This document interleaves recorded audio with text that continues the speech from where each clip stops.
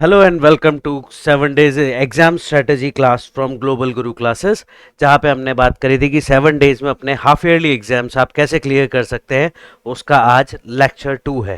तो हमेशा की तरह आपका रजिस्टर, पेन, पेंसिल वगैरह सब रेडी होंगे आई थिंक। चलिए टाइम वेस्ट नहीं करते हुए फटाफट से स्टार्ट करते हैं। Today we'll start with accounting equation and rules of debit and credit. तो सबसे इंपॉर्टेंट अकाउंटिंग इक्वेशन, इसके ऊपर हर साल क्वेश्चंस आते हैं। आपके फाइनल्स में भी आते हैं, आपके हाफ ईयरली में भी आते हैं। और हाफ ईयरली में इसका वेटेज अराउंड, जो आज के टॉपिक हैं इनका भी वेटेज अराउंड 10 to 12 मार्क्स है। तो गेट रेडी कि आज के 10 to 12 मार्क्स हम लोग गेन करें। तो फुल कंसंट्रेशन के साथ मेरे साथ लगे रहिए। आइए स्टार्ट करते हैं। तो सबसे पहली चीज, अकाउंटिंग इक्वेशन है क्या? Accounting equation represents the relationship between assets, liabilities and capital. It forms the foundation of double entry system. मतलब सबसे पहली चीज अकाउंटिंग इक्वेशन क्या करती है, आपके लिए एक फाउंडेशन ले करती है। फाउंडेशन किस चीज के लिए? Foundation of double entry system. ठीक है, पहली चीज अकाउंटिंग इक्वेशन क्या है? Foundation of double entry system. चलिए, फिर इसको समझने के लिए आपको एक फॉर्मूला समझना पड़ेगा। Assets is equals to liability plus capital. या फुल फॉर्म में लिखें इसको तो assets is equals to liability plus capital. ये पूरी अकाउंटिंग इक्वेशन इसी पे बेस्ड है। इन्हीं सब चीज़ों को मिला के हम लोग काम करेंगे। तो एक बार इसको लिख लीजिए कॉपी में as it is. Accounting equation means foundation of double entry system. इसको भी मैं आपके लिए डबल एंट्री सिस्टम पूरा लिख देता हूँ, जिससे आप नोट्स में लिखें तो कंफ्यूजन ना हो। Foundation of double entry system. Foundation of double entry system. फिर उसके बाद फॉर्मूला लिखिए, assets is equals to liability plus capital. ये बेसिक फॉर्मूला है, फर्स्ट फॉर्मूला है आपके अकाउंटेंसी का। यहाँ से आपके ओरिजिनल अकाउंटेंसी स्टार्ट होती है। चलिए, तो अकाउंटिंग इक्वेशन क्या करती है? आपके डबल एंट्री सिस्टम का फाउंडेशन ले करती है। उसको करने के लिए हमारे को बेसिक फॉर्मूला क्या आना चाहिए? Assets is equals to liability plus capital. अब इसमें होता क्या है? इसमें होता ये है कि हम डबल एंट्री सिस्टम में जब हमने डुअल एस्पेक्ट पढ़ा था, तो डुअल एस्पेक्ट में क्या बोला था कि कहीं ना कहीं उसके दो अकाउंट्स इफेक्ट होंगे। ठीक है, डुअल मतलब टू, याद है? डुअल मतलब टू। तो दो अकाउंट्स इफेक्ट होंगे। फिर उसके बाद हमने पढ़ा था मैचिंग कंसेप्ट। ठीक है, तो मैचिंग कंसेप्ट में हमने क्या बोला था कि जितने भी हमारे एक्सपेंसेस हैं वो उसी साल के रेवेन्यू से मैच किए जाएंगे। तो यहाँ पे हम बात उन्हीं सब चीज़ों की कर रहे हैं कि कोई भी ट्रांजैक्शन होगा तो वो कैसे दो अकाउंट्स को इफेक्ट करेगा, वो आपको क्लियरली यहाँ दिखाई देगा। प्लस मैचिंग कंसेप्ट में क्या क्या मैच होता है, कैसे मैच होता है, वो आपको इस फॉर्मूला के थ्रू समझ में आएगा। चलिए आगे करते हैं अपन। तो सबसे पहले एक काम करिए, आप कॉपी ओपन करिए और एक फॉर्मेट बनाइए। फॉर्मेट में क्या बनाना है? सीरियल नंबर, ट्रांजैक्शन, फिर जगह छोड़ दीजिए। चलिए इसके लिए मैं आपको बना के दिखाता हूँ। सीरियल नंबर, फिर लिखेंगे हम ट्रांजैक्शन।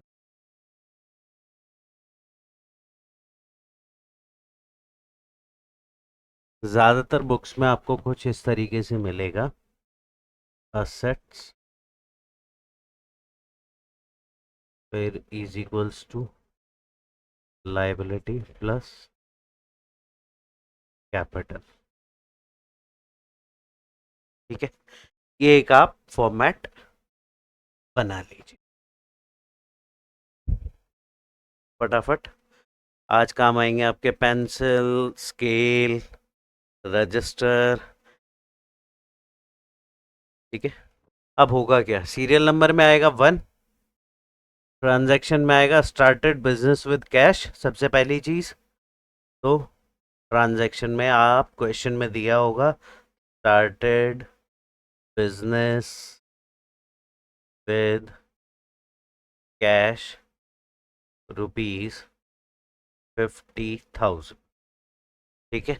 आपको इस तरीके का क्वेश्चन में एक स्टेटमेंट दिया हुआ होगा, स्टार्टेड बिजनेस विद कैश ₹50,000, ठीक है। तो कैश, कैश हमारा यहाँ लिखा जाएगा सबसे पहले, मतलब जितने भी आपके असेट्स आएंगे उन सबको आपको यहाँ तक में एंटर करना है। एक आपको इनविजिबल लाइन दिमाग में ड्रॉ करके रखनी है,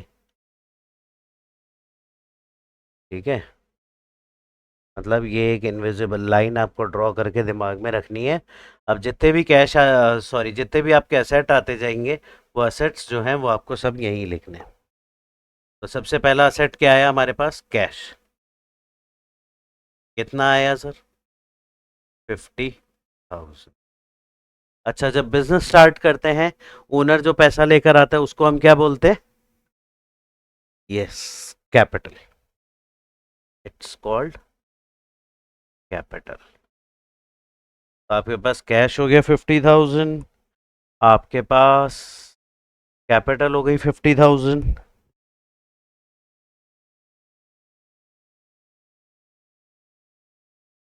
अब इस ट्रांजैक्शन के बाद एक लाइन खींचेंगे हम, इसका टोटल करेंगे, कैश का टोटल 50,000, कैपिटल का टोटल 50,000, ठीक है। इस तरीके से हम एंट्री करेंगे। चलिए, अब इसका मैंने एक लाइव एग्जांपल आपके लिए रखा हुआ है पहले से। तो फॉर्मेट आपने बनाना सीख लिया, अब इस क्वेश्चन पे आ जाते हैं। तो स्टार्टेड बिजनेस विद कैश कितना, 50,000। बिजनेस कितने से स्टार्ट करा हमने, 50,000 से। कैश में एंट्री कर दी 50,000। जो ओनर ने बिजनेस स्टार्ट करा उसके लिए जो पैसा लगा उसे हम क्या बोलते हैं, कैपिटल। तो कैपिटल में कितना आ गया, सेम अमाउंट 50,000। फिर हमने टोटल किया था, टोटल किया 50,000, लाइन खींच दी, टोटल कर दिया 50,000।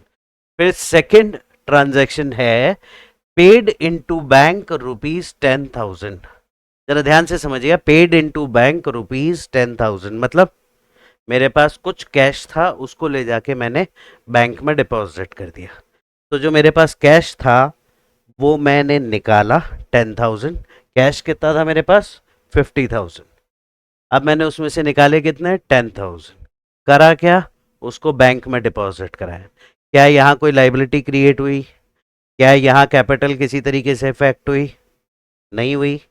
तो अब ये ट्रांजैक्शन के डुअल एस्पेक्ट दोनों असेट साइड में आते हैं, कैसे, समझिए। क्या करा मैंने, पेड इनटू बैंक 10,000, यानी कि कैश में से माइनस करा। अच्छा, माइनस के लिए हम ये नहीं लिखते, यहाँ माइनस नहीं लिखेंगे। माइनस के लिए we simply have to draw this bracket, ठीक है। कैश में से 10,000 मैंने निकाले और उसको डिपॉजिट कहाँ कर दिया, बैंक में। एक कॉलम ऊपर लिखा बैंक और उसमें लिख दिए मैंने 10,000 रुपीज। बड़ा करूं इसको आपके लिए,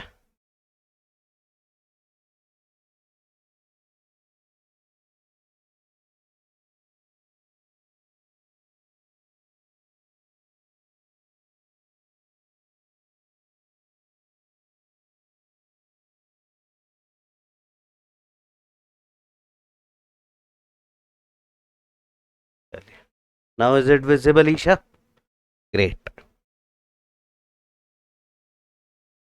तो हमने क्या करा, हमने करा पहला ट्रांजैक्शन 50,000, 50,000 से बिजनेस स्टार्ट किया कैश में, ठीक है जी। कैश आ गया 50,000, फिर वो कैश कहाँ चला गया, उधर कैपिटल में। अभी तक असेट और लाइबिलिटी का बैलेंस बराबर है। सेकंड ट्रांजैक्शन हमने क्या करा, 10,000 कैश में से निकाले और बैंक में डिपॉजिट कर दिए। तो इससे लाइबिलिटी साइड को इफेक्ट हुई, नहीं हुई। अब हुआ क्या, कैश माइनस हुआ 10,000, बैंक में ऐड हो गया 10,000। इसको जर्नल में कैसे करेंगे, बहुत ईजी है, वो आगे मैं बताऊंगा।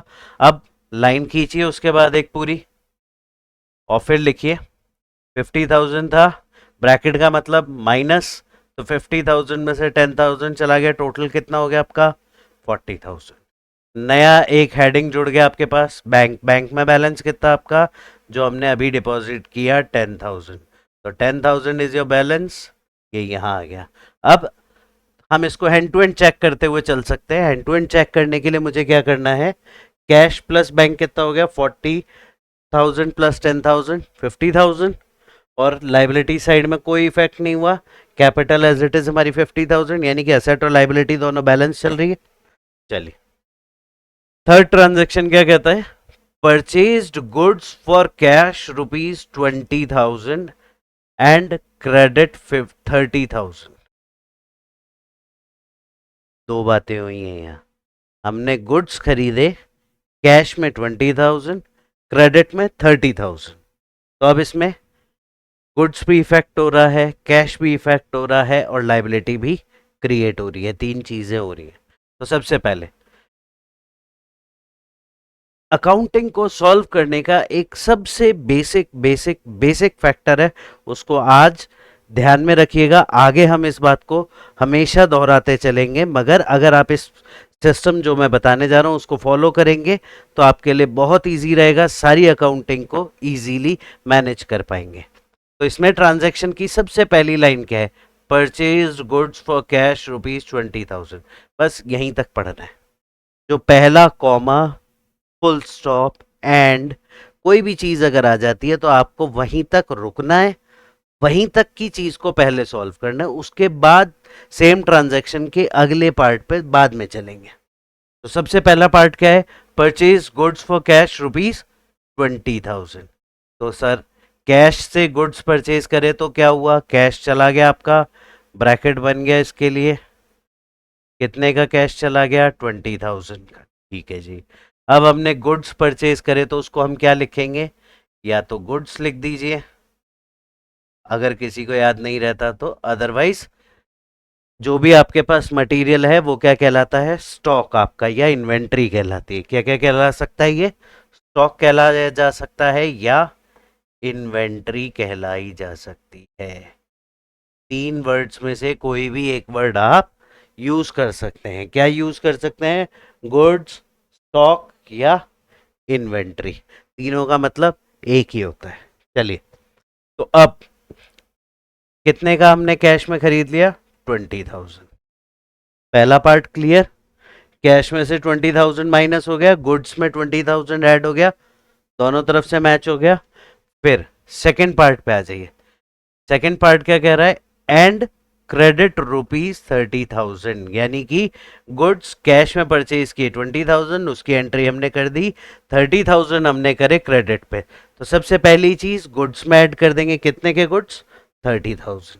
अब क्या हुआ, मेरे लिए एक क्रेडिटर बढ़ गया, ठीक है, क्रेडिटर बढ़ गया मतलब जिससे मैंने उधार में सामान लिया, ऐसा सप्लायर एक बढ़ गया, तो उसको मैं लाइबिलिटी साइड में लिखूंगा। मैंने क्या करा था शुरू में जब फॉर्मेट बनाया था, यहाँ पे आपके लिए फॉर्मेट बनाया था, तो इस फॉर्मेट में मैंने यहाँ कैपिटल के नीचे जगह छोड़ी थी, ये लाइबिलिटी के नीचे स्पेस छोड़िए, ये लाइबिलिटी के नीचे स्पेस ही मैंने इसलिए छोड़ी थी कि जिससे जो भी क्रेडिटर या जो भी लाइबिलिटीज अराइज होंगी फ्यूचर में कैपिटल के अलावा, उनको मैं यहाँ लिख सकूं। चलिए तो सबसे पहला मेरे पास लाइबिलिटी क्या राइज हुई, क्रेडिटर क्रिएट हुआ, कितने का, कितने के गुड्स हमने उधार पे लिए 30,000 के उधार पे लिए, फाइन। चलिए तो अब इस ट्रांजैक्शन का अब यहाँ तक काम खत्म हो गया, हमने 30,000 की गुड्स में भी एंट्री कर दी, 30,000 की क्रेडिटर में एंट्री कर दी, 20,000 कैश में से माइनस कर दिया, और 20,000 हमने गुड्स में ऐड कर दी। इतना ही हुआ हमारा ट्रांजैक्शन, यही बोल रहा था, purchase goods for cash ₹20,000 and credit 30,000। Hindi में इसको बोलें तो गुड्स परचेज करे उसने कितने 20,000 के कैश में और 30,000 के उधारी पे, तो 20,000 के कैश में से कैश माइनस हो गया, 20,000 ये आ गए, फिर 30,000 उधारी पे आ गए, तो 30,000 की उधारी यहाँ आ गई, और गुड्स आ गए वो 30,000 के ये रहे, फाइन क्लियर। चलिए आप टोटल करते जाइए जैसे ऊपर करा था। अभी हमारा बैलेंस कितना था, ओपनिंग बैलेंस कैश का 40,000, माइनस कितना हो गया 20,000। बैलेंस कितना बचा जी? 20,000। 40 माइनस 20, 20। बैंक में कोई हमने चेंजेस करे क्या? बैंक से कोई पेमेंट हुआ क्या? नहीं हुआ, तो एज इट इज ये बैलेंस 10,000 यहाँ आ गया। अभी तक हमारा गुड्स का कोई बैलेंस नहीं था, अभी अभी क्रिएट हुआ है, तो ये 20,000 कैश के, 30,000 क्रेडिट के, उससे कोई फर्क नहीं पड़ रहा है, ये टोटल मिलके एक गुड्स कहलाएंगे। कितना हो गया? 20 प्लस 30,000, 50,000। क्लियर? चलिए, अब क्रेडिटर हमने 30,000 उधार पे लिया, तो 30,000 का हमारा क्रेडिटर बन गया, ये हमने टोटल कर दिया। कैपिटल में क्या कोई चेंज हुआ? ओनर ने कोई कैपिटल में चेंज किया, कुछ एडिशनल पैसा बिजनेस में डाला, या पर्सनल यूज के लिए बिजनेस से कोई विड्रॉ किया इस ट्रांजैक्शन में? नहीं, तो कैपिटल एज इट इज आ गई आपकी। चलिए, फिर अगला ट्रांजैक्शन क्या कहता है? Sold goods for cash ₹40,000। क्या हो गया? 40,000 के गुड्स सेल कर दिए, काय में? कैश में। और कॉस्टिंग कितनी थी उस गुड्स की? 30,000। कॉस्टिंग कितनी थी? 30,000। कैश कितना आया? अब फिर वही बात आ जाएगी, सबसे पहली चीज, क्वेश्चन में जहां भी एक डिजिट आ गई वहां एक बार पॉज करेंगे, उस चीज की एंट्री करेंगे। तो sold goods for rupees cash 40,000, पहला काम क्या हुआ? कैश आ गया जी, कैश के कॉलम में 40,000 प्लस कर देंगे। फिर दूसरी बात उसने क्या बोली? कॉस्टिंग ₹30,000, यानी कि गुड्स की ओरिजिनल कॉस्ट क्या थी? 30,000। तो गुड्स में से कितना माइनस कर देंगे? 40,000 की 30,000? जितनी कॉस्ट है उतना ही माइनस करेंगे हम गुड्स में से। माइनस कर दिया हमने, कॉस्ट कितनी है इक्वेशन में? 30,000, तो 30,000 हमने माइनस कर दिया। क्या ये इक्वेशन यहाँ बैलेंस हो गई? 40,000 आ गए, 30,000 चले गए, बैलेंस हो गई क्या इक्वेशन? सोचिए। नहीं, 10,000 का गैप है। 40,000 आपके पास है, गुड्स माइनस हुए आपके 10,000 के और 30,000 के, अब बैलेंस कितना है आपके पास? 10,000। तो now this 10,000 is your capital में जाके ऐड हो जाएगा। क्यों ऐड हो जाएगा जी कैपिटल में जाके? क्योंकि ये आपने क्या अर्न करा? ये आपने अर्न करा प्रॉफिट। ठीक है, तो ये प्रॉफिट आपने अर्न करा, 10,000 जाके कैपिटल में ऐड हो गया। चलिए, हो गया ये ट्रांजैक्शन कंप्लीट। 40,000 की एंट्री यहाँ आ गई, 30,000 की एंट्री यहाँ आ गई, दोनों के डिफरेंस के 10,000 यहाँ आ गए, बैलेंस हो गई इक्वेशन। चलिए, देखते हैं कैसे हुई या नहीं हुई, अभी चेक कर लेते हैं। तो हमारा बैलेंस कितना था कैश का? 20,000। ऐड कितना हो गया कैश में हमारे पास? 40,000। तो बैलेंस कितना बन गया आपका? 40 प्लस 20, 60,000। क्या बैंक से कोई लेन देन हुआ था? नहीं, बैंक से कोई लेन देन नहीं हुआ, तो बैंक का बैलेंस एज इट इज आ गया, जो यहाँ था वो एज इट इज यहाँ आ गया। अब गुड्स आपका बैलेंस कितना था? 50,000। कितने के गुड्स आपने सेल कर दिए जी? हमने 30,000 के गुड्स सेल कर दिए। 50,000 माइनस 30,000, बैलेंस कितना बचेगा आपका? 20,000। ठीक है, चलिए, क्या कोई क्रेडिटर को पेमेंट किया गया इस ट्रांजैक्शन में? कोई क्रेडिटर को हमने पेमेंट करी? कोई नाम आया क्रेडिटर का? नहीं, तो क्रेडिटर एज इट इज आ गए, कोई चेंजेस नहीं है। अब हमने जो 10,000 अर्न करे वो जाएंगे हमारी कैपिटल में ऐड। कैपिटल में ऐड करिए 10,000, आपका टोटल कितना हो गया? 50,000 प्लस 10,000, आपका टोटल हो गया 60,000। अब देखिए, 60 प्लस 10, 70, 70 प्लस 20 कितना हो गया टोटल? 70 प्लस 20, 90,000। ये तो हो गया आपके एसेट साइड का टोटल 90,000। अब हम इसको चेक कर लेते हैं, लाइबिलिटी साइड में हम सही कर रहे हैं या नहीं कर रहे हैं, इसको हम चेक कर सकते हैं। यहाँ लिख के चेक नहीं करना है आपको, रफ में चेक करना है। ठीक है, तो मेरे लिए तो रफ है, क्यों? क्योंकि मैं ऐसे करके इरेज कर दूंगा, मगर आप पेन से कर रहे हैं तो आप ऐसे करके इरेज नहीं कर सकते। तो एक रफ कॉलम में साइड में जोड़िएगा इसे, 60,000 प्लस 10,000 प्लस 20,000 इज 90,000। इस साइड का टोटल है आपका 90,000। अब यहाँ 30,000 और यहाँ 60,000 है, 30 प्लस 60 इज अगेन 90,000। तो बैलेंस हो गई, असेट साइड भी 90,000 और लाइबिलिटी साइड भी आपकी 90,000, बैलेंस हो गई इक्वेशन। चलिए ठीक है, तो इसको इरेज कर देते हैं। अगला ट्रांजैक्शन क्या कह रहा है? अगला ट्रांजैक्शन कह रहा है रेंट पेड ₹500। यहाँ पे एक कंडीशन आ जाती है। कंडीशन क्या है? जब तक एक वर्ड बैंक यूज ना हुआ हो तब तक हम ये नहीं मानेंगे कि वो ट्रांजैक्शन बैंक से हुआ है। अगर कहीं पे ये वर्ड यूज होता रेंट पेड बाय बैंक ₹500 तो हम बैंक में से माइनस करते। मगर अगर कहीं भी ऐसा लिखा है कि कोई अमाउंट पे किया गया और कोई बैंक या कैश कुछ नहीं लिखा तो उसको बाय डिफॉल्ट आपको मानना है कि वो कैश से पे हुआ है। तो यहाँ पे कहीं बैंक वर्ड यूज नहीं हुआ है तो हम क्या मानेंगे, ये कैसे पे हुआ है? ये कैश में से पे हुआ है। रेंट पेड ₹500, तो कैश में से हमने ₹500 माइनस कर दिए। अब कैश में से तो माइनस कर दिए, मगर क्या इससे आपका बैंक बढ़ा? नहीं। क्या इससे आपके गुड्स बढ़े? नहीं। या इससे आपका कोई और असेट क्रिएट हुआ रेंट पे करने से? नहीं। क्या इससे आपके कोई क्रेडिटर का पेमेंट हुआ जिससे आपने उधार सामान लिया था? क्या ये ₹500 उसके पास गए? नहीं। ये अब कहाँ आएगा? ये आएगा आपके कैपिटल में से माइनस होगा। जहां आपने वो 10,000 प्रॉफिट ऐड किया था वहीं से आप माइनस करेंगे ये 500। क्यों? क्योंकि ये एक बिजनेस का एक्सपेंस है। माइनस कर दिए जी कैपिटल में से 500। चलिए अब टोटल करते हैं। 60,000 में से 500 गए, 59,500। बैंक में कोई चेंज नहीं, स्टॉक में कोई चेंज नहीं, क्रेडिटर में कोई चेंज नहीं, कैपिटल में ज़रूर चेंज हुआ। 60,000 माइनस 500 यानी कि 59,500। बराबर चल रही है इक्वेशन अभी। चलो अगला है रेंट आउटस्टैंडिंग ₹100। क्या हो गया? रेंट आउटस्टैंडिंग ₹100, मतलब यहाँ पे मेरा कुछ रेंट जो है 500 मैंने पे कर दिया मगर अभी ₹100 मेरा रेंट पे करना बाकी रह गया। तो मैंने पे नहीं करा है इसलिए कैश में कोई इफेक्ट नहीं होगा, एज इट इज आ जाएगा। बैंक में से पे नहीं करा है क्योंकि पे ही नहीं करा है। स्टॉक का कोई लेना देना नहीं है रेंट से, इसलिए यहाँ कोई लेना देना नहीं है।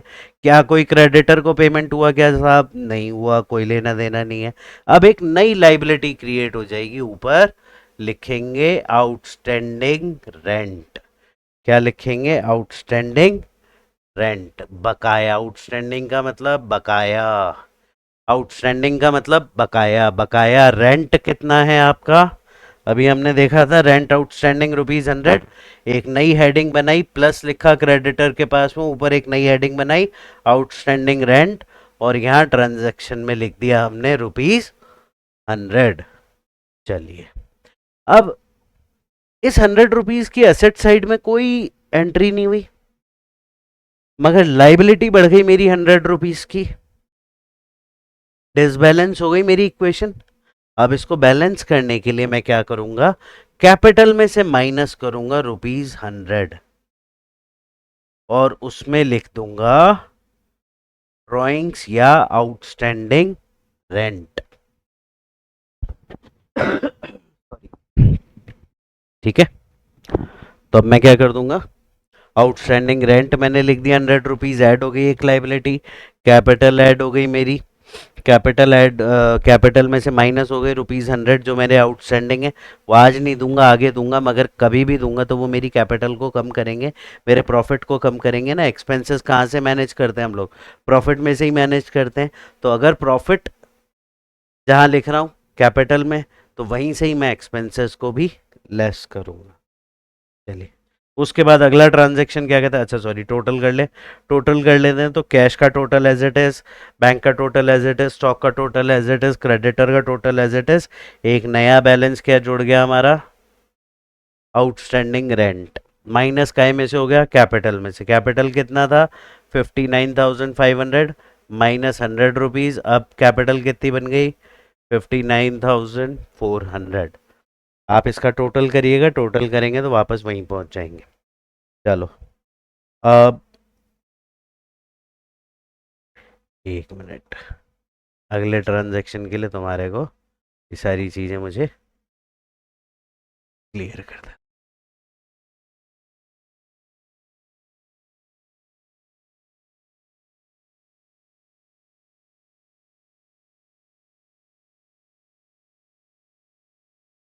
अगला ट्रांजैक्शन क्या बोल रहा है, ब्रॉट फर्नीचर ऑन क्रेडिट ₹5,000। तो फर्नीचर क्या है मेरे लिए, एक असेट है। बिजनेस के लिए अगर मैंने फर्नीचर खरीदा तो वो असेट साइड में एंटर होगा। तो हमने क्या करा, अच्छा क्रेडिट पे है, सबसे इंपॉर्टेंट बात, कैश नहीं कम होगा, बैंक कम नहीं होगा, स्टॉक कम नहीं होगा। ऐड क्या हो जाएगा, ऐड एक हेडिंग ऐड हो जाएगी ऊपर से, ऊपर से एक हेडिंग ऐड हो जाएगी। वो हेडिंग क्या ऐड हो जाएगी ऊपर से, फर्नीचर। क्या हेडिंग ऐड हो गई ऊपर, कैश था ही, बैंक था ही, स्टॉक था ही, प्लस हमने लगाया और लिखा फर्नीचर, लिखा। अब जहां ये फर्नीचर लिखा वहीं पे उसके अंडर में हम लिखेंगे कितने का फर्नीचर हमने क्रेडिट पे लिया था, हमने लिया था फर्नीचर 5,000 का क्रेडिट पे। चलो जी, तो ऊपर हेडिंग डाल दी थी हमने फर्नीचर, उसमें लिख दिया 5,000।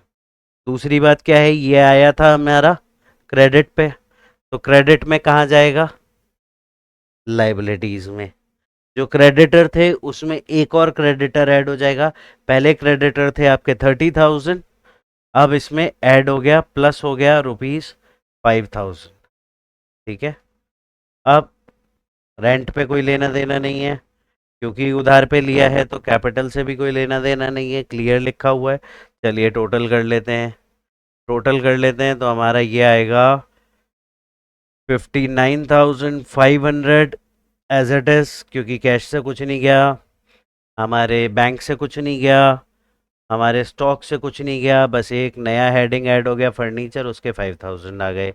क्रेडिटर पहले 30,000 के थे, 5,000 का नया क्रेडिटर आ गया, तो अब हमारे क्रेडिटर हो गए 30,000 प्लस 5,000, 35,000। रेंट पे कोई फर्क नहीं पड़ा, कैपिटल पे कोई फर्क नहीं पड़ा, टोटल एज इट इज आ गया। अगला transaction, brought refrigerator for personal use.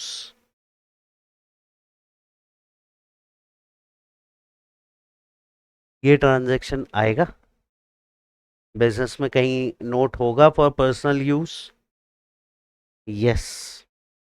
क्यों होगा, क्योंकि उसने ये 5,000 रुपये बिजनेस से निकाले। अगर ये 5,000 रुपये उसने बिजनेस से नहीं निकाले होते, अपने घर की सेविंग से या वाइफ के पैसे से या पापा के पैसे से, किसी के भी पैसे से अगर वो ये रेफ्रिजरेटर बाय करता, तो ये ट्रांजैक्शन बिजनेस के ट्रांजैक्शंस में बिल्कुल भी नहीं लिखा जाता। चलिए अब होगा क्या, पहला केस दोबारा आएगा, जहां पे भी कुछ नहीं लिखा कि ये कैश से हुआ है या बैंक से हुआ है, वो ट्रांजैक्शन कैसे माना जाएगा, वो ट्रांजैक्शन कैश से माना जाएगा। तो चलिए, हमारा 59,500 हमारा कैश का बैलेंस था, उसमें से 5,000 माइनस कर दें। माइनस करने के लिए क्या करना पड़ता है, ब्रैकेट लगाना पड़ता है।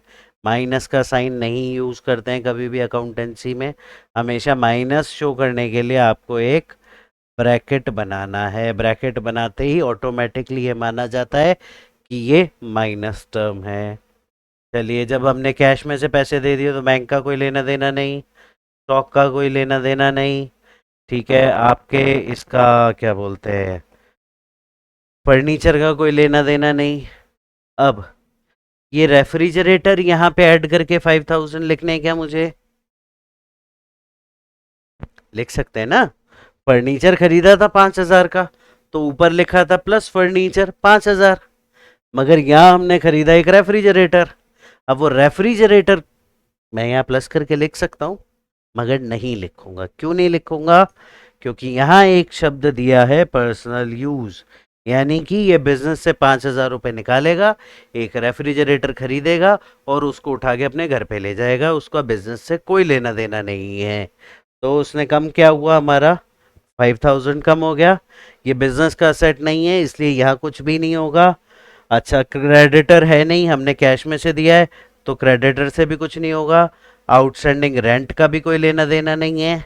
अब होगा क्या इस बात का, जो 5,000 रुपये इसने निकाले हैं पर्सनल यूज के लिए, उसको आप कैपिटल में से माइनस कर देंगे।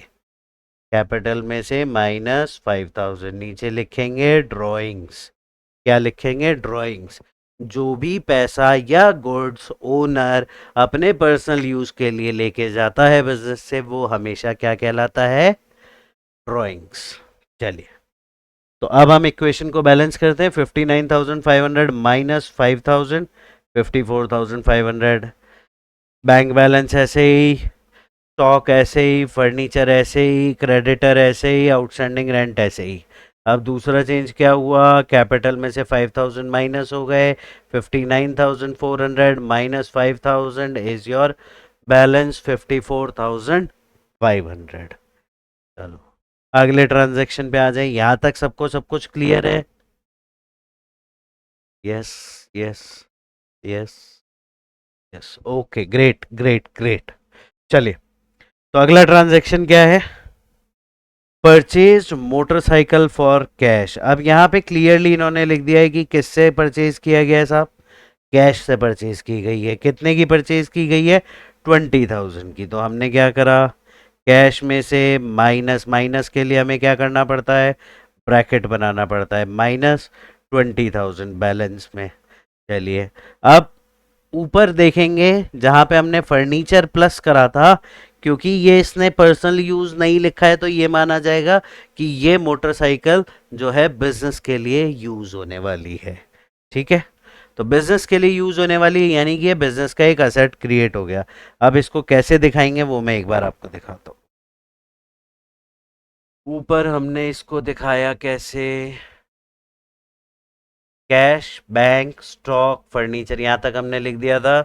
इस ट्रांजैक्शन के लिए हम क्या करेंगे, मोटरसाइकिल अभी अभी परचेज करी गई है, तो सेट में प्लस मोटरसाइकिल। चलिए, प्लस मोटरसाइकिल, आ जाओ जी। प्लस मोटरसाइकिल कितने की, 20,000। अच्छा, हम इसके आगे ब्रैकेट लगाएंगे क्या, इसके आगे हम ब्रैकेट लगाएंगे क्या,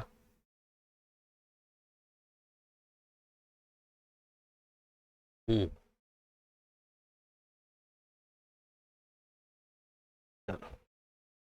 इस 20,000 के आगे ब्रैकेट लगाएंगे क्या, नहीं। ब्रैकेट कब लगाया जाता है, जब हमें कोई अमाउंट माइनस करना है। तो कैश में से -20,000 हुआ था, हमने ब्रैकेट लगा दिया, प्लस मोटरसाइकिल, मोटरसाइकिल की ओरिजिनल वैल्यू लिख दी 20,000। क्या क्रेडिटर में कोई इफेक्ट हुआ, नहीं। रेंट में कोई इफेक्ट हुआ, नहीं। क्या कैपिटल में कोई चेंज हुआ, नहीं।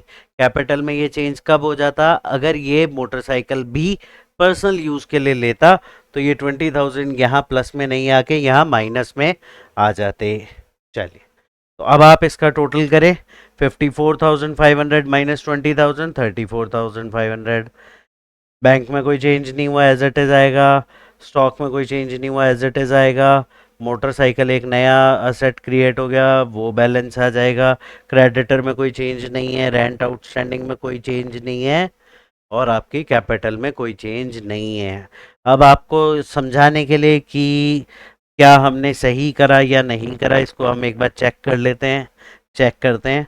34,500 प्लस 10,000, 44,500 प्लस 20,000 प्लस 20,000 यानी कि 64,000। भाई इतने बड़े इरेजर की ज़रूरत नहीं है, ठीक है।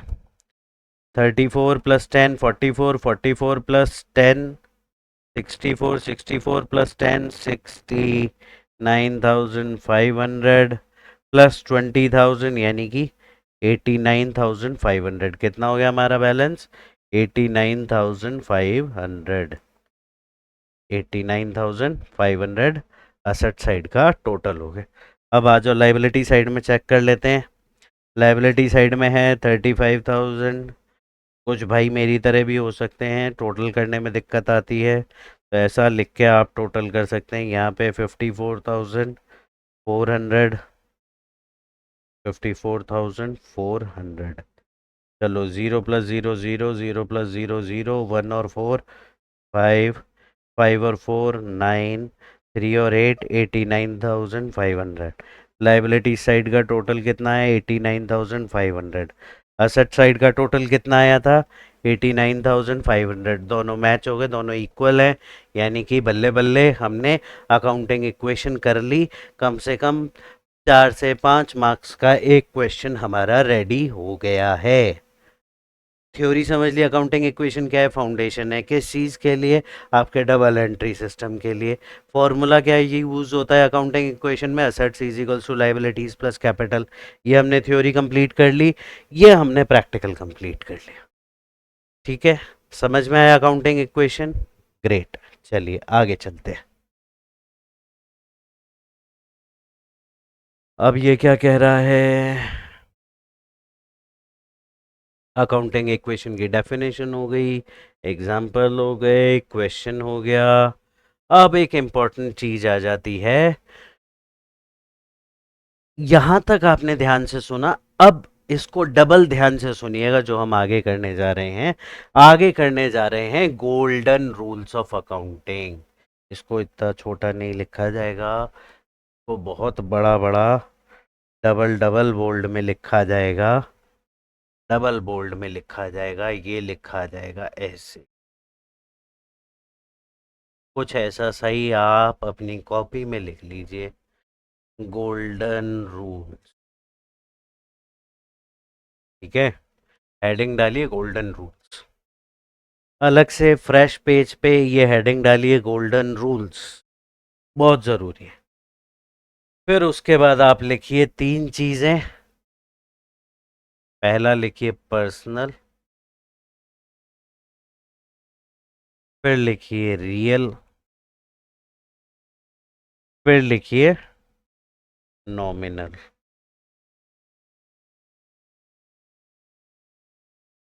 अब इन्हें समझाता हूँ ये है क्या, ध्यान से सुनिएगा। आगे जितनी भी है, आपने अभी अकाउंटिंग इक्वेशन तक सीख लिया, उसके बाद आगे जो इनकी पोस्टिंग होगी वो इन 3 चीज़ों पे बेस्ड होंगी। गोल्डन रूल्स मतलब personal account, real account and nominal account.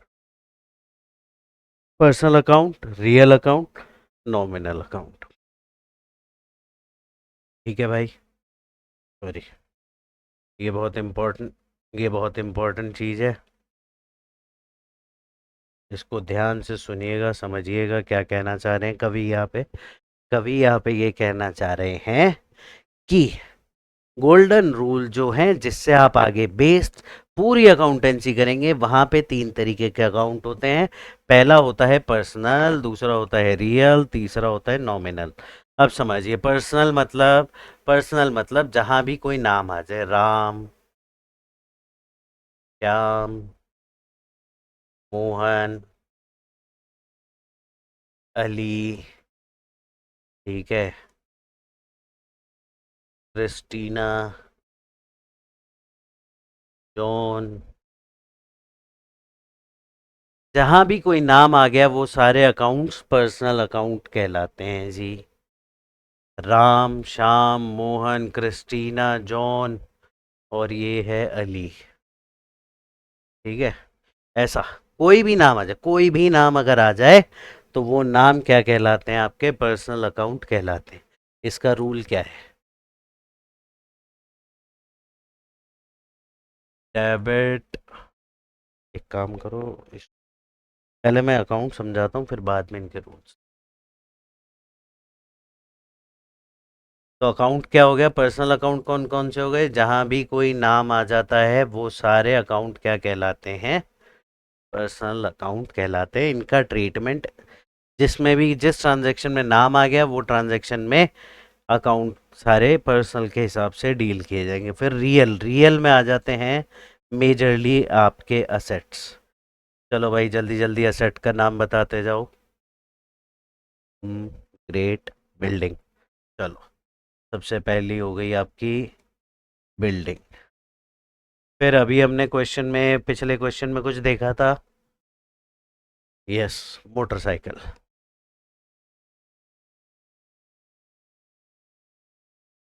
फिर फर्नीचर। गुड। फिर और भी कुछ? Yes, stationery. Yes, computer. ठीक है। हाँ, ठीक है, ये भी बुक्स भी आ जाएंगे। हाँ हाँ हाँ, ठीक है ठीक है ठीक है ठीक है ठीक है, बस। Thank you very much. Time बचाते हैं, फटाफट फटाफट ख़त्म करना है, लेक्चर को शॉर्ट रखना है। असेट्स में क्या क्या चीज़ें आ जाएंगी? ऐसी वो चीज़ें जो कि आपके बिजनेस में यूज होने वाली हैं, 1 साल से ज़्यादा चलने वाली हैं, और बिजनेस को प्रमोट करने के लिए या बिजनेस को स्मूथली रन करने के लिए उन चीज़ों की ज़रूरत है, और उसको पैसे देके या क्रेडिट पे बिजनेस ने खरीदा है बिजनेस पर्पस के लिए। तो क्या क्या हो गया भाई? बिल्डिंग हो गया, लैंड हो गया। अच्छा, बिल्डिंग आ गई, तो बिल्डिंग के साथ में एक चीज़ और आ जाती है, लैंड। लैंड एंड बिल्डिंग ज़्यादातर एक साथ यूज़ होता है। Land, building, motorcycle, furniture, stationery, computer वगैरह वगैरह, ऐसी सारी चीज़ें आपकी रियल अकाउंट में आ जाती है। फिर उसके बाद आ जाता है तीसरा इम्पोर्टेंट अकाउंट, जो कि है, कहलाता है नॉमिनल अकाउंट। नॉमिनल मतलब इसमें आ जाते हैं आपके सारे एक्सपेंसेस, इनकम्स। दो ही चीज़ है, एक्सपेंस और इनकम। चलो, तो अब रूल क्या कहता है पर्सनल अकाउंट के लिए? आपका rule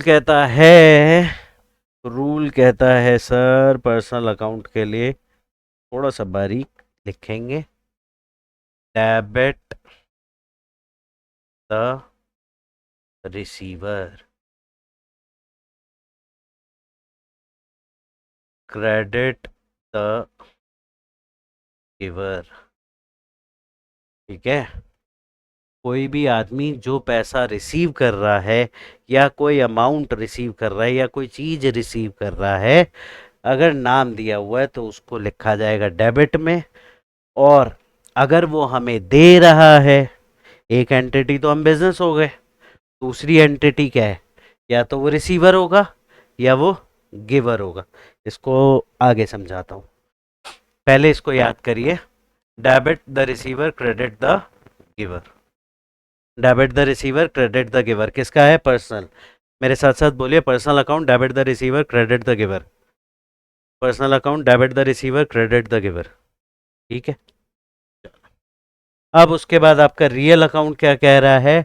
debit what comes in, debit what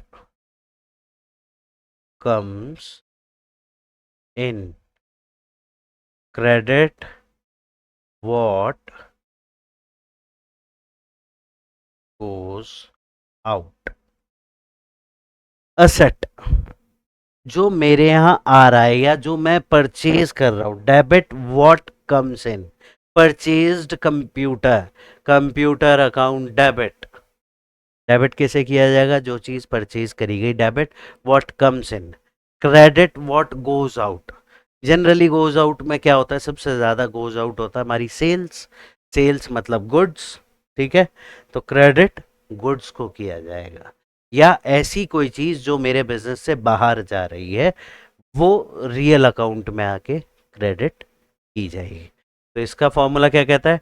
debit what comes in, credit what goes out. Debit what comes in, credit what goes out. Debit what comes in, credit what goes out. Debit what comes in, credit what goes out.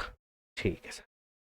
अब उसके बाद है nominal account. Nominal account क्या कहता है? Debit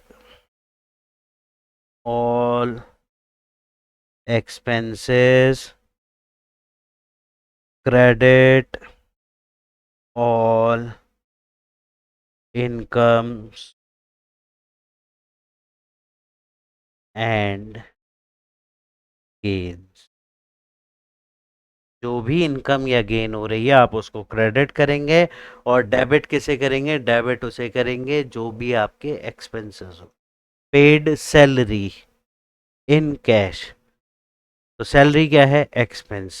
पे की गई है, डेबिट ऑल एक्सपेंसेस, यानी कि क्या करना है? सैलरी को डेबिट करना है। Credit all incomes and gains sold goods for cash, ठीक है। या प्रॉफिट अर्न किया, अर्नड कमीशन, तो कमीशन अर्न किया मतलब आपकी एक इनकम जनरेट हुई, तो उसे क्या करेंगे? कमीशन को क्रेडिट किया जाएगा। तो अभी आपको क्या करना है? अभी आपको याद करने हैं गोल्डन रूल्स। पर्सनल अकाउंट यानी कि जहां भी कोई भी नाम यूज होगा उसका फॉर्मूला है debit the giver credit the debit the receiver credit the giver, debit the receiver credit the giver. Real account का फॉर्मूला क्या है? Debit what comes in credit what goes out. Nominal का formula क्या है? Debit all expenses and losses credit all incomes and gains. चलिए, ये part समझ में आया क्या? जल्दी जल्दी बताइए, समझ में आया क्या? यस, चलो, very good very good very good, समझ में आ गया। अब आगे देखते हैं इसमें आगे क्या। पर्सनल अकाउंट का एक्सपेंस समझा दिया। एप्लीकेशन, चलो एक एप्लीकेशन मैं आपको बता देता हूँ। वैसे वर्बली मैंने बता दी थी, बट अब इसको जर्नल एंट्री, जर्नल एंट्री आती नहीं है मगर देखी तो होगी, जिनको आती है वो देखिएगा। पहली journal entry, paid salary in cash ₹5,000, ठीक है। Paid salary in cash ₹5,000। Salary क्या है मेरे लिए? सबसे पहले देखिए, दो चीज़ें आ रही हैं, एक तो सैलरी आ रही है, एक कैश आ रहा है। तो कैश मेरे लिए है असेट। असेट कौन सा अकाउंट होता है जी? Nominal account. फॉर्मूला क्या होता है नॉमिनल का? Debit what comes in credit what goes out, ठीक है। सैलरी क्या है मेरे लिए? एक्सपेंस। एक्सपेंस काय में आता है? नॉमिनल अकाउंट में। तो फॉर्मूला क्या था? Debit all expenses and losses credit all incomes and gains, ठीक है। चलो, तो अब सैलरी मेरे पास आ रही है कि जा रही है? एक्सपेंसेस है, चलो एक्सपेंस। तो एक्सपेंस है तो क्या करूंगा? डेबिट किस, तो एंट्री क्या बनेगी? सैलरी अकाउंट डेबिट, कितना? 5,000। क्रेडिट होगा क्या? असेट आ रहा है, कैश आ रहा है कि जा रहा है? इस सैलरी पे करने में जा रहा है, चलो। तो क्रेडिट में आ जाएगा टू कैश, कितना? ₹5,000। उसके बाद एक मन हम लिखेंगे नरेशन,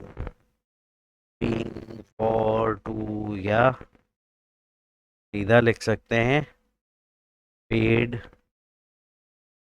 सैलरी इन कैश। ये आपका नरेशन बन गया, ये बन गई आपकी जर्नल एंट्री। है इजी जर्नल एंट्री भी, ठीक है। गोल्डन रूल्स कैसे अप्लाई करने समझ में आया? चलिए एक हम और ले लेते हैं एग्जाम्पल। पहले इसको को साइड में कर, दूसरा एग्जाम्पल ले लेते हैं। दूसरा एग्जाम्पल ले लो आप, रिसीव्ड कमीशन ₹20,000। सेकंड क्या है? रिसीव्ड कमीशन रुपीज, कितना थाउजेंड है? 1000। कमीशन रिसीव करा हमने 2000। सबसे पहली बात,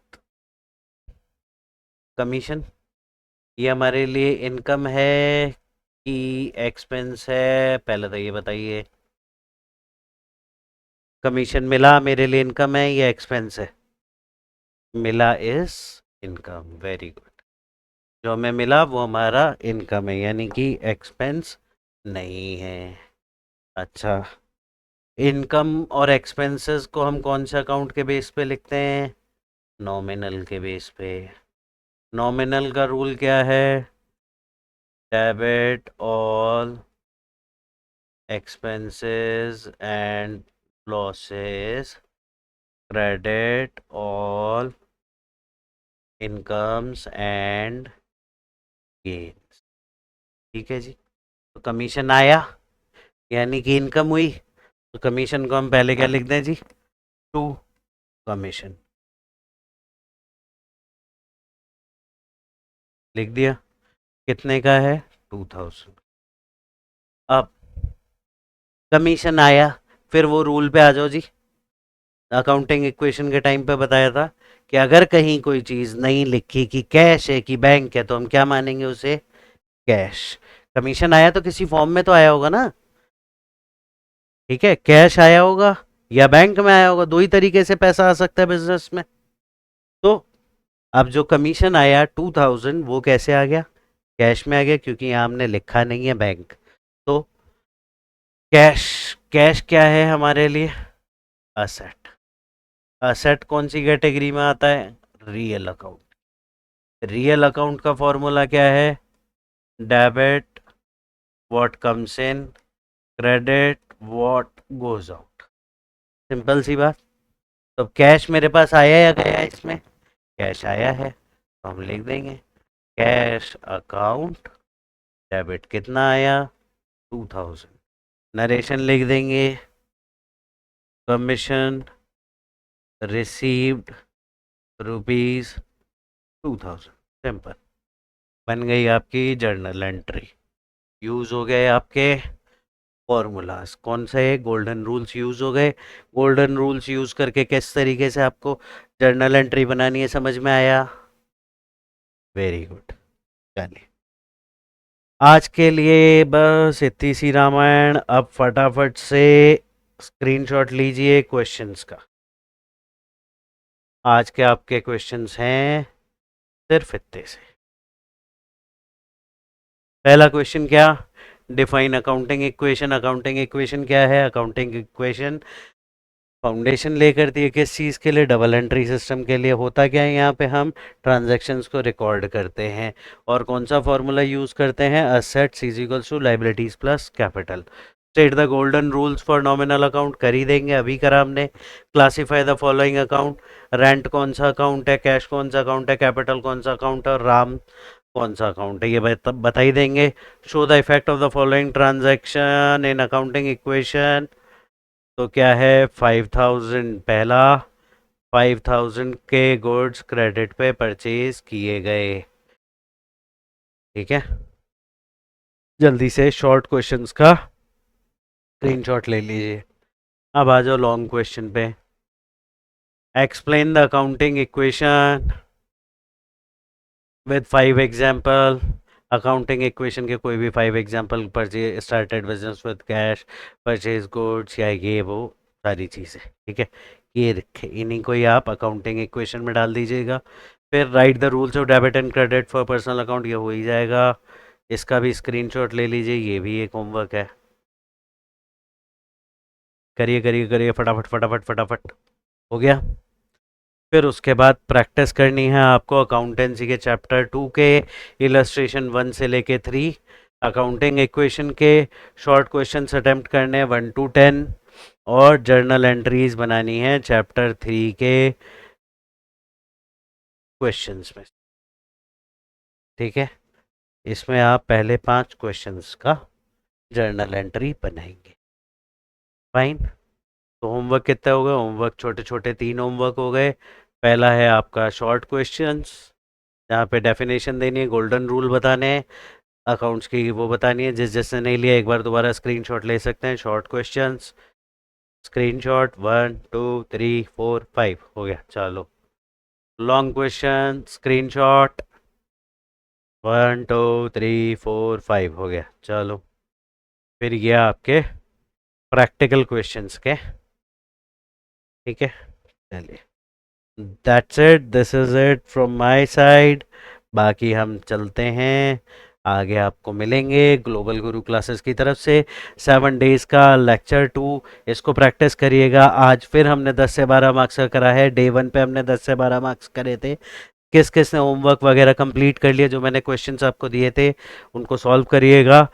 कोई भी चीज़ अगर आपको नहीं समझ में आ रही है, आप कमेंट करिए, इसी वीडियो के नीचे कमेंट करिए, प्रीवियस वीडियो के नीचे कमेंट करिए। आप एप्लीकेशन के ऊपर आके आप हमारे को कमेंट कर सकते हैं। एप्लीकेशन आपको एंड्रॉयड स्टोर पे, iOS स्टोर पे मिल जाएगी। अगर वो भी नहीं मिल पाता तो आप बहुत इजीली एक दो चीज़ें नोट कर लीजिए। पहला तो है mobile number. You can use this mobile number note कर लीजिए। 9057010666। क्या मोबाइल नंबर है? 9057010666। ऐसे अच्छा नहीं लग रहा? ओ, ये लो भाई, मोबाइल नंबर बन गया। चलो, ये हो गया मोबाइल नंबर। फिर अगर एप्लीकेशन कहीं से डाउनलोड ना हो रही हो या कोई इशू आ रहा हो तो you can go through this URL global guru classes.co.in। ठीक है, ये मोबाइल नंबर, ये वेबसाइट का एड्रेस। बाकी एंड्रॉयड स्टोर पे, iOS स्टोर पे आपको मिल ही जाएगा। कहीं भी कोई भी बात करनी है आप यहाँ पे हमें व्हाट्सएप कर सकते हैं। प्लीज़ इस पे कॉल मत करिएगा, ये व्हाट्सएप के लिए ही है सिर्फ। ठीक है, you can WhatsApp us on this number. ये अपनी वेब पोर्टल, कभी ऐप नहीं चले, कुछ नहीं चले, तो आप सिंपली अपने मोबाइल नंबर के साथ या लॉगिन करिए, आपको सब चीज़ें यहाँ इंस्टेंटली अवेलेबल हो जाएंगी। Thank you and have a nice